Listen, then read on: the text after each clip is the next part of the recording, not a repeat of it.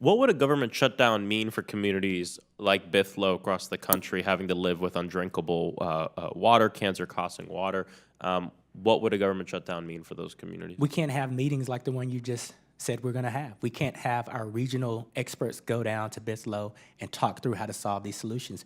We can't send inspectors down to be sure that the water that they're drinking is safe. We can't look at those billions of dollars that we're dedicating to small rural communities to combat PFAS and other emerging contaminants. We cannot do this work. Communities will be left behind if the government shuts down, but those communities that are already disproportionately impacted will be further left behind. Mr. Administrator, thank you so much for being here today. My district includes the small rural community of Bithlo. Bithlo is an example of a community that has been forgotten about by government, both federal and local. Because of illegal dumping and abandoned gas stations, toxic chemicals have leaked into the groundwater. Most folks in this community can't afford deep wells or water filtration systems, so people don't understand or know, people don't have a public water source, and it's something that we're hoping to help them fix.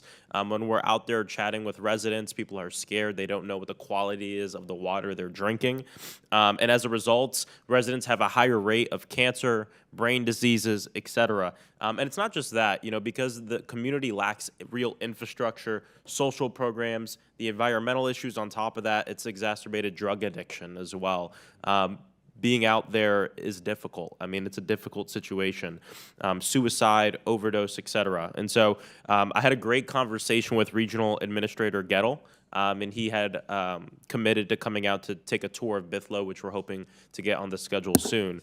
The communities with the greatest needs are oftentimes the ones without the resources, connections, or know-how of securing the funding needed to take care of these problems. So, Administrator, how does the EPA make sure that its grants, like the clean water and drinking water grants, reach small communities with limited experience with the federal grant-making process? Well, thank you for your leadership, and I appreciate your questioning. And there's a couple of things that I'd like to say. Thanks to the bipartisan infrastructure law and the Inflation Reduction Act, we have some resources that we can put to use to provide technical assistance to these communities so that they are in a competitive position to receive these resources.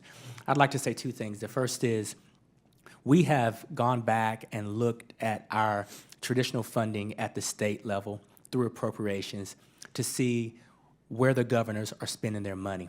And we've added criteria in these evaluations to ensure that communities like the one you just listed have a seat at the table and can be competitive for these resources, and their decisions aren't made arbitrarily. So right now, there's a more competitive opportunity for communities like Bithlo to be seen and heard.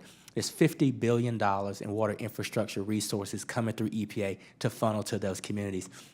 The other thing I'd say is 40% of those resources by law have to go to communities that are disadvantaged or lower income or lack the infrastructure to provide for their communities. So it's your community that you just mentioned is a prime target. And then the third is, again, we have really ramped up our outreach. So in addition to that technical assistance, you now have regional administrators, like in Region 4, that will come, spend time, listen to the community, and help them think through how to work through the system to get those resources.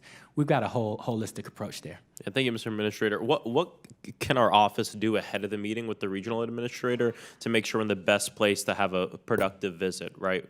We'll get some good photos. Yeah. We'll show them around. But what can we do to prepare for it so we can have some real resources that come? I definitely think that your office should ask for a meeting, which I'll make sure happens. I think that the understanding of the community makeup, the infrastructure makeup, the unique challenges that this community faces, if we understand that before we get to the meeting, we are better prepared to provide answers and some assurances. And so I think a preliminary meeting would be advisable. And listen, I think what we're learning is so many communities have been left behind that have so many different challenges. There isn't a one-size-fits-all. The best way we can be prepared is to be armed with the information. Communities will be left behind if the government shuts down, but those communities that are already disproportionately impacted will be further left behind. Thank you, Mr. Administrator, for being here today. I yield back.